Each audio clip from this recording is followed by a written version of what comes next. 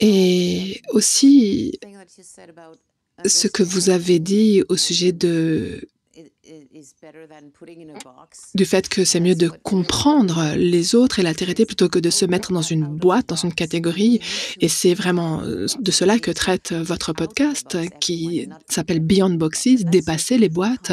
Et ça, c'est quelque chose qui, en fait, c'est facile de catégoriser les gens, de les mettre dans des boîtes, de mettre des étiquettes sur eux. Qu'est-ce que vous faites pour pourquoi est-il si important de vraiment parler de ce sujet-là et comment faire pour sortir de cette rigidité systémique dans laquelle nous vivons? En fait, dans mon ressenti, en tout cas, c'est comme ça.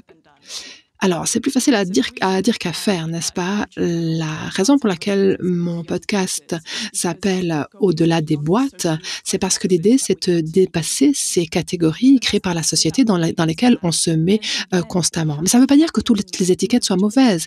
Il faut tenir compte des expériences individuelles et des expériences collectives, n'est-ce pas?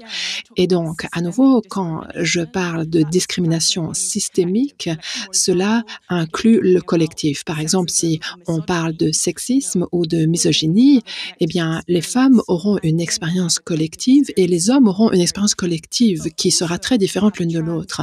Mais aussi, nous avons des personnes trans et non-binaires qui souvent ne sont même pas inclus dans la conversation, n'est-ce pas?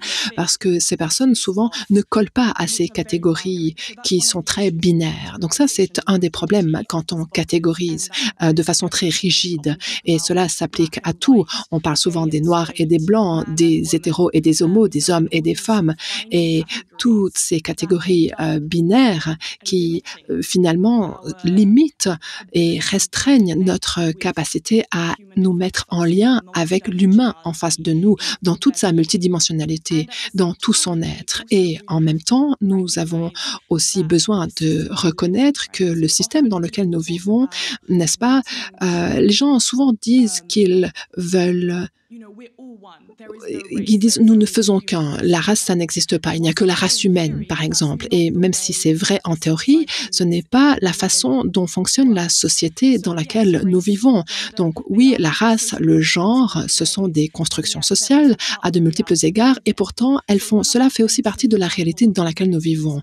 Donc par exemple, je suis en train de créer un cours en ligne en français parce que j'ai remarqué qu'il y a moins de ressources en français qu'en anglais autour du pouvoir, du privilège et des préjugés. C'est un cours en 6 modules. Dans les 3 premiers modules, nous prenons vraiment conscience à la fois de l'élément systémique et ensuite de la façon dont les systèmes d'oppression qui existent dans le monde nous influencent, nous, dans nos relations, dans la façon dont nous communiquons avec les autres, que ce soit avec nos conjoints amoureux, les membres de nos familles, les caissiers au supermarché, nos amis. La connexion humaine est vitale. Et ensuite, dans le 3e module, on parle de la psychologie, comment nous intériorisons ces messages que nous recevons de la société et comment nous les renforçons. Donc souvent, nous retrouvons à être la personne, c'est-à-dire, c'est pas quelqu'un d'autre qui le fait, mais nous sommes ceux qui renforcent le fait de rester dans des boîtes rigides. Je sais qu'en ce qui me concerne, par exemple, avant que je fasse mon coming out comme